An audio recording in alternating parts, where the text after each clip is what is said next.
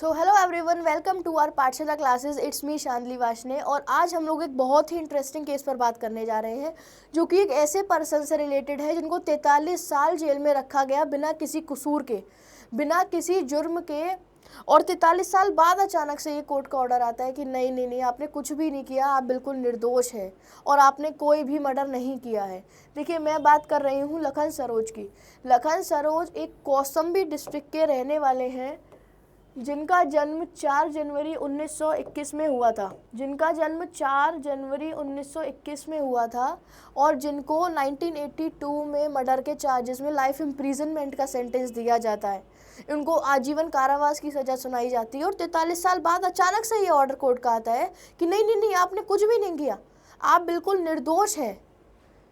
मतलब एक डिस्ट्रिक्ट में दो राइवल्स के बीच में, दो ग्रुप्स के बीच में झगड़ा होता है, फाइट होती है, जिसमें कि एक की डेथ हो जाती है और उनका मर्डर हो जाता है।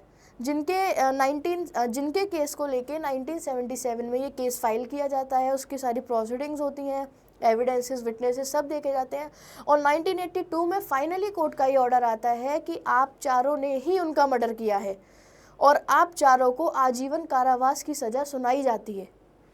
लेकिन उससे पहले लखन सरोज ऑलरेडी इस केस को प्रयागराज हाई कोर्ट में चैलेंज कर चुके थे और कुछ टाइम बाद ही, कुछ सालों बाद ही, जब प्रयागराज हाई कोर्ट ने ये सारी चीज़ें दोबारा से केस को रीओपन करवाया, दोबारा से सारे एविडेंसेस को देखा गया, सारे विटनेसेस को देखा गया और फाइनली प्रयागराज हाई कोर्ट ने ये डिक्लेयर किया कि नहीं, ये पर्सन बिल्कुल निर्दोष है, इन्होंने कुछ भी नहीं किया है, इन्होंने कोई भी मर्डर नहीं किया है।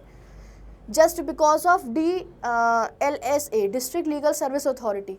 देखिए, डिस्ट्रिक्ट लीगल सर्विस अथॉरिटी ने ही इनका केस लड़ा था और वो भी तब तक लड़ा था जब तक लखन सरोज को रिलीज़ ऑर्डर नहीं दिलवा दिया गया, उनको कोर्ट से प्रॉपर तरीके से एक्विटेड नहीं करवा दिया गया। वो तब तक केस लड़ते रहे।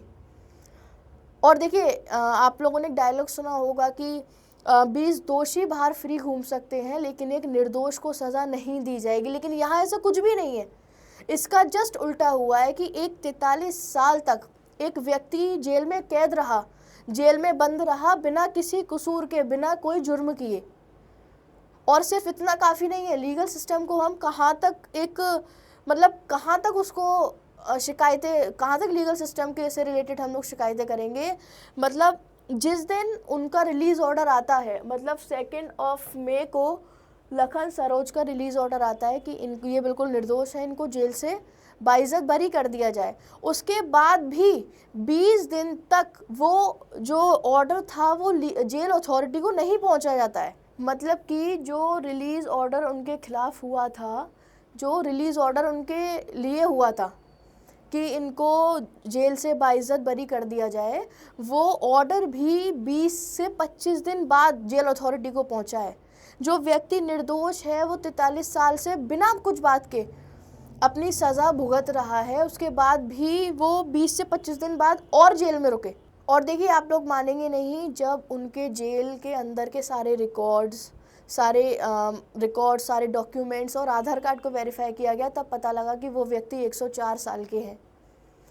और उनके साथ के जो 3 व्यक्ति थे उनको तो ये देखने का भी मौका नहीं मिला कि हम निर्दोष हैं, क्योंकि वो तब तक मर चुके थे। और 43 साल तक कोई किसी का नहीं रहता। लखन सरोज की भी जो बेटियां थीं, वो जो उनका लगातार केस लड़ रही थी, उनको फाइनली उनके हाथों में सौंपा गया बाइज्जत बरी करके। So that's all about this case. Thank you.